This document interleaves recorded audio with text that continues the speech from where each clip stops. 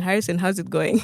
It's going on so good. And I love the fact that you didn't allow me to introduce myself, but you actually said my name. Because I know you. All right. Yeah. So, ladies and gentlemen, my name is Harrison Mbewe, and of course, co-hosting with Priscilla on your favorite podcast. And today, we are actually diving into a very sensitive topic, and of course, something that is almostly talked about every time. About especially something to do that has to do something with your emotions and of course your social life as a human being. If you are just male, we are talking about the attraction that you are basically having with that your female opponent. You understand, right? Okay. Yeah. So today we are talking about consent. In relations to actually setting your boundaries and of course respect and real real relationships. What is the relationship that you have as a young person? Let's talk about consent in that relationship. To help us dive into and of course explain so deep about this topic that we're having today, we have our lovely guest in the studio. I'll let Priscilla introduce the guest because he's male. Really? We're bringing in gender dynamics here. Before we started this, we're talking about, okay, how are we going to introduce you? And he's like, okay, I'm also known as Big T. Yes. Big T, Titus, Singangwe. Thanks very much. It's a pleasure to be part of this program where we expect a lot of young people to be reached out with very good information. Definitely. Yeah. Okay. How are things going so far with you In 2026? The good thing is that we are still alive. Yes. Yeah, I like that. We're just moving. yeah, that's the most important thing, to be alive. Yeah. Yeah, and as long as you are seeing us, it's a sign that we are pushing. Nice. Now, before we got to this point, I think Harrison was trying to record a video of me or take a picture.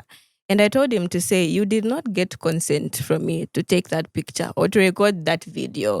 And if at all I find it on social media, I'm going to sue you. Harrison. I didn't see that coming, especially that we are live on camera. It caught me off guard. But initially, I deleted the video. I took a better one. So, consent. Why are you trying to set an example on me? Well, we'll talk about that later. But now, bringing it down to our topic today, Titus, we're looking at consent. Consent also in romantic relationships, for example. Okay. Boundaries. Is it correct to say that if I'm in a relationship as a young person, we're not supposed to have clear boundaries with my partner? Can I have boundaries? Is there even such a word as boundaries in a relationship? Because we're dating or we're married. Why should we bring in the issue of boundaries? Okay, I think in as much as one thing I can also mention about issues to do with consent. Can talk about you never find someone who plays tennis becoming partners with a football team to say want us to partner so that we can play sport. So you find footballers they make partnership with fellow footballers in terms of playing the same sport. Okay. Yeah, people who play tennis, they also say, okay, let's play tennis together. Since you play tennis, I play tennis.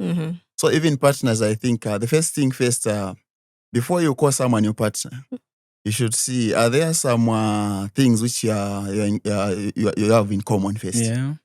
Because no, someone can be your partner if you have no things in common. Okay. Yes. So you find before you even call someone your partner, you have to check first. Are there some interests like you both share? Are there some things in common first before you call each other partners?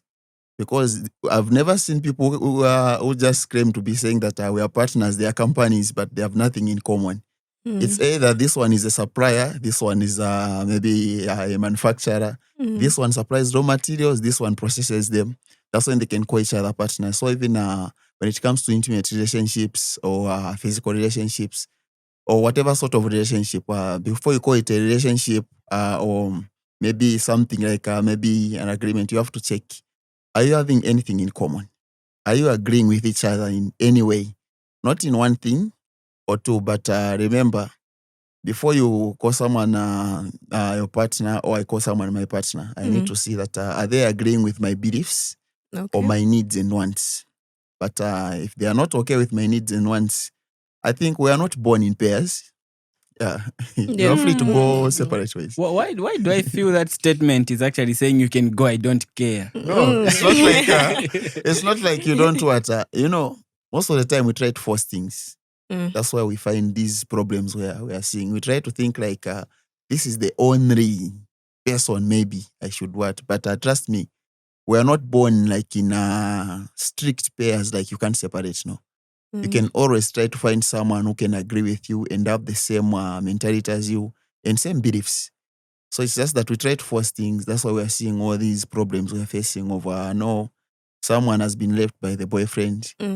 And no, the boyfriend has left the stepdaughter of the girlfriend or what. So all these issues are coming as a result of we try to connect with people whom we don't share certain values and ideas with. Yeah, and just to start on a good note, Titus, let's get this topic from the beginning. In a relationship like this, just in relations to what we're discussing today, what really is consent?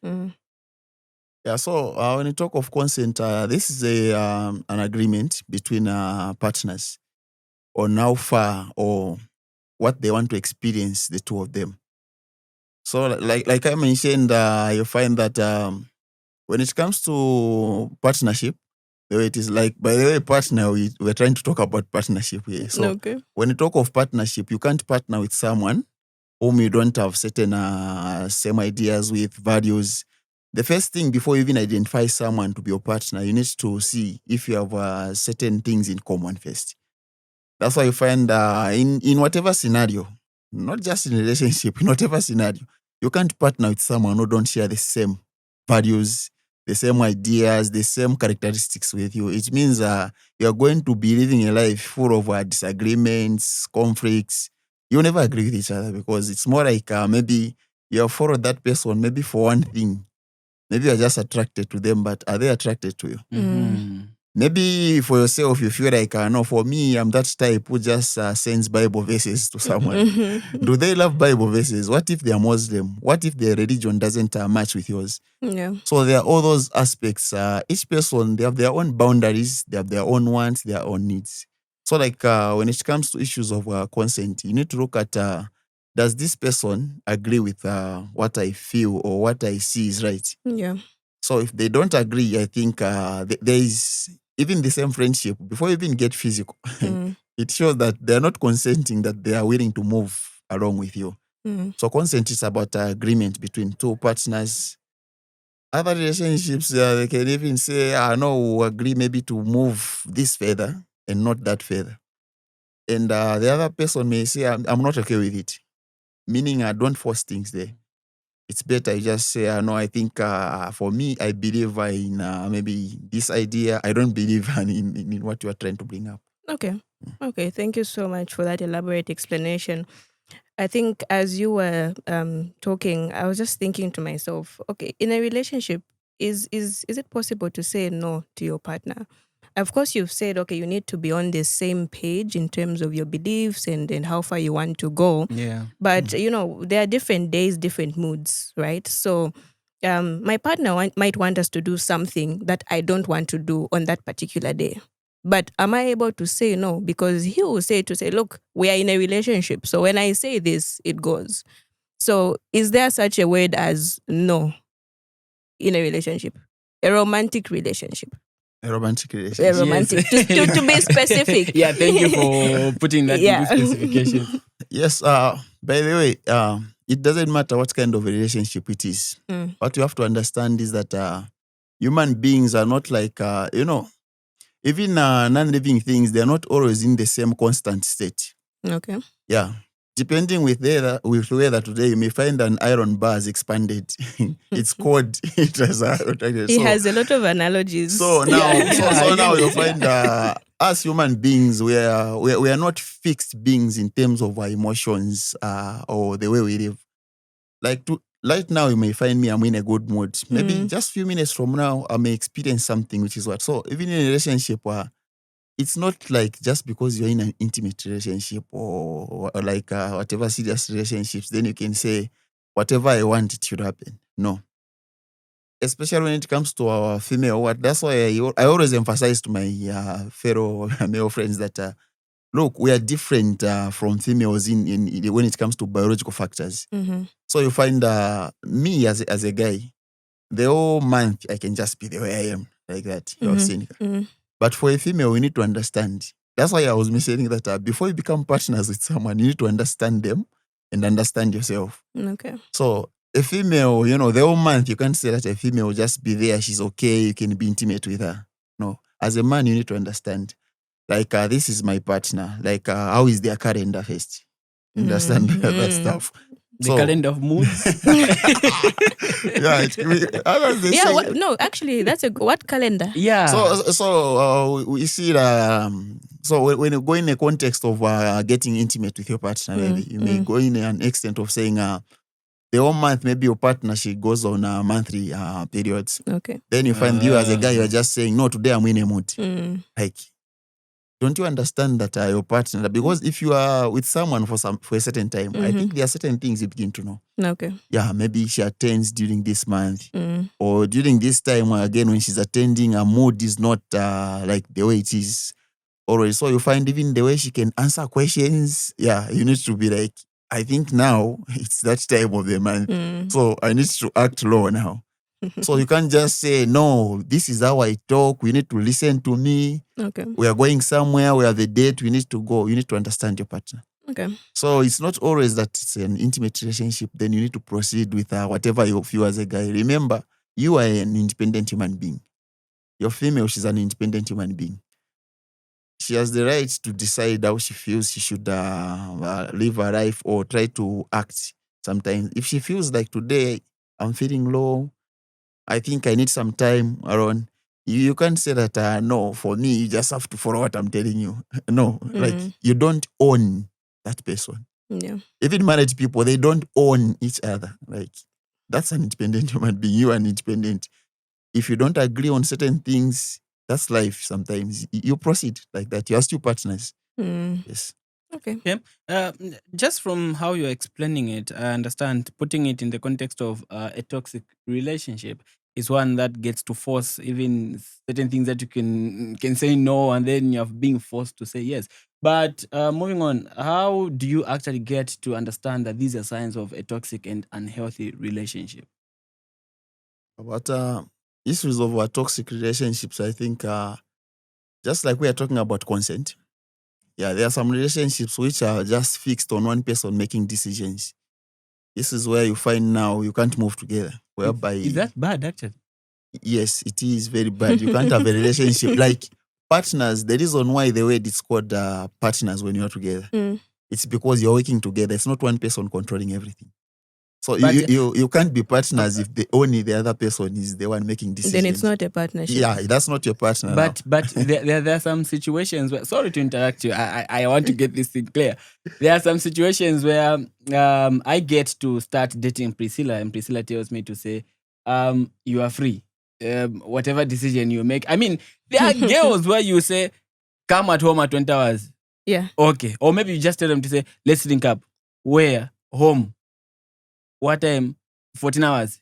To what time? These hours. And then they follow that. You understand what I'm telling you, right? So there are some situations where you get to make decisions, and then she would just say, what's your contribution? I'm okay with what you say. You understand what I'm telling you? So that's why I'm asking to say, is it bad overall? But that's the thing, Harrison. So you've said that she is agreeing. She has agreed. She says it's okay. Okay. But then I think it becomes different now when she says, no, I'm not comfortable with this. Or no, I'm not comfortable with coming to your house at 14 hours or 21 hours.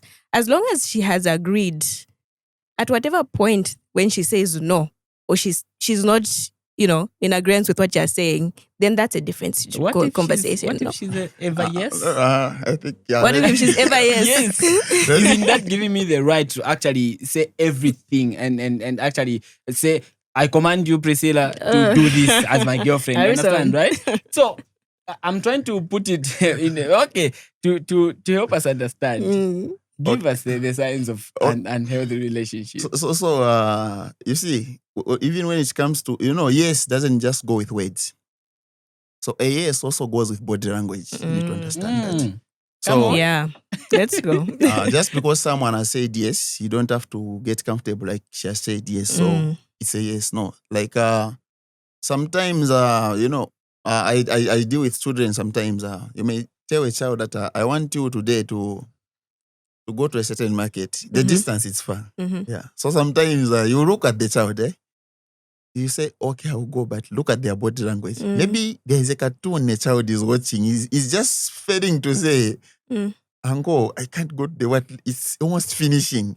So it's important for you as an individual. Yeah. Before you listen to the words also, don't just listen to the words. Also listen to the body language. Look at the child's body language. Like, are they really saying yes? Or are they looking at something which is attracting them? So you find that even partners sometimes, you may tell your partner that, let's do this or I want you to come. But sometimes maybe you are looking at each other or maybe you are listening to the voice tone. That's why partners should understand each other. Sometimes you listen to the voice tone, you even know like, I think this yes doesn't sound convincing. Yeah. So look at the body language. If you're one-on-one, you are agreeing on something. So a toxic relationship sometimes, you may have a partner who always says yes. What is it's a toxic relationship? You think it's okay. Why? Why am I saying so? It's because sometimes you might be that type of a boyfriend or girlfriend who is too controlling. And now, because of that, you have made your partners to develop that kind of mental aspect where they fear. They are not doing it out of like love or what. No, they accept because you see when people love each other, love with something which sometimes you may be telling someone, can you leave that guy? You may be saying, no, he's a good guy, but you're seeing something is wrong. It's because you understood love. So that's why you'll find sometimes even as a guy, you might have a girlfriend who listens, who accepts anything when you say it, but trust me, you are not checking yourself. Like if you're not checking yourself carefully, you find that you are a dictator in a relationship. You are that toxic person who has dominated someone to an extent whereby you are now taking you're now taking advantage of the same situation. Like she listens to everything. So sometimes apart from just saying yes, look at the body language, listen to the voice tone, look at the mood of the person. So toxic relationships, some signs you may see, it's the issues of being too controlling, aggression. Sometimes aggression may be in form of verbal violence. Sometimes you are violating someone through verbal talk. Sometimes you are verbally abusing physically. Sometimes you're just punishing someone with silence, and you think like, no, I've shown who I am. You are not showing who you are sometimes because you are creating something which you fail to solve in the end. So certain behaviors, they start slowly. You are teaching your partner certain habits. One day they'll backfire and you'll find that you fail to solve it because you have created, when you're starting as partners, you are creating what you'll be tolerating each one of you. Yeah. Titus, I love that you brought in the issue of body language. I think that's something that we often overlook because what I say might not always coincide with what my actions, what I'm doing. So we've got situations where young people will say, okay, you know what, but she gave me the signs that she wanted me. She gave me signs that she wanted us to go further to this point. You have girls talking about they're in a room with a guy and they can clearly see that, he's creeping up to them. Yeah. She's saying no. But this side, the things are coming off. John, no. But the sleeve has come off. John, no, the dress has come off. So then the guy has those mixed, messages to say, but she seemed that she wanted to do this, but maybe she was just playing hard to get. So I feel like that's something actually that's important for young people to know, to say what you say, the verbal communication should coincide with your nonverbal communication. When you say no, even your actions might actually say no. When you say yes, it's yes. So there's no confusion there. Yeah, it's just straightforward. Yeah. Actually, I think before we continue, Harrison, it then brings me to this Titus. Let's say we have an example where I said yes to have a sexual encounter with this young man, but then maybe midway or during the process, I feel uncomfortable and I want to stop. Can I then say no in the middle of, that process? Or if I've said yes, that yes will expire until we are done. At what point can I say no? Yeah. Yeah. So, like I mentioned again, I was saying that each human being, I think, they are independent beings. Times. That's why you find even when it comes to issues of how parents sometimes control us, there is a certain stage they'll just tell you, come 18 hours home, do this. But there are certain times now they even look at you, come at 21, then they'll just look at you and they know that they are growing up, maybe went to see someone. They know that I can't control him like I used to. So even us, I think when it comes to intimate relationships, you need to understand that just because someone has said yes, like I mentioned, there are a lot of factors which can disturb our partnership sometimes. So just because a lady has said yes, then in the process of maybe sex, she just says, I think, stop. We have to what? I think you need to understand that that person you are sleeping with, that's not your body. That's someone's body you're having sex with. It's not your body. No. So just because you feel like I need sex, it doesn't mean that you need to continue on having sex on someone's body. So you need to understand when the other partner says no, you need to understand there are a lot of reasons they might have said no. Maybe you have injured them, you're not doing it in a correct way. Then you just want to continue. Or Anyway, maybe there are some, there are what we call childhood traumas. Maybe that person was once raped back there when they were just young. Then those flashbacks are coming. They are scared of how they may end up reacting if you continue. So there are a lot of factors which you can so you need to understand that, yes, she said yes, but maybe there is a reason why she has said no. Like, you won't die when you stop having sex in the middle of what? I wanted to actually get to interject, but I'm being very cautious about this topic. I don't want to actually, with the little time that we're remaining with, of course, I think less than 5 minutes. I really wanted this topic to actually go beyond this. On and on. Yeah. But yeah, Titus, with everything that you've said, honestly, it's very difficult to actually get to understand your partner's body language if you're not yet mature to that extent where you are able to even start observing your partner at that time. So I want to pose this question, a very serious one. When should one be in a romantic relationship? That's a tricky question. No, it's not even tricky. It's not tricky. It's tricky for me. It's just a straightforward thing. I think first of all, you need to understand how a child is first. So as long as you are below the age, or you are still at the age where you are a child, you are not allowed to get involved in activities which involve like intimate relationships or what, because whatever happens to you during that time, we have laws in Zambia. So you need to understand you might put your partner at risk, or you yourself, you may find yourself in issues. It's very hard sometimes as a child to defend yourself. Like when you are still a child, you are not matured enough to understand certain things. So when it comes to age, I think it's important for you to look at your surrounding first. Like, are you in school? Because you see, intimate relationships, they have a very strong impact on our psychological part. So that's why you are looking at, when you look at these days, you are wondering why a lot of boy children, we have a lot of junkies or what, they are failing in school. You find that the same girls they are following to be in relationships with, those girls, they are making it academically, but the boys are failing. What's causing that is because of how they are handling the intimate relationships. For them, they are taking it to an higher level. Like it's all what they're thinking about. It's all what matters to them. Yeah. So you mean to say it's after the age of stipulated in the laws of Zambia, to say after you transforming from a child to an adult, you can have a relationship. Or maybe we look at it in terms of age of consent for sexual intercourse. So we can say, is it age of access? Sometimes people say age of access or age of consent. Maybe we can put it there. What is the age of consent for sexual intercourse? Is it really 16? that you have to actually get in a relationship after the age of consent? So so like I mentioned, just to, because number one, you have to understand that if you are still a child, you get involved in a relationship with someone who is older than you. In case of anything, you'll be in big issues. Exactly.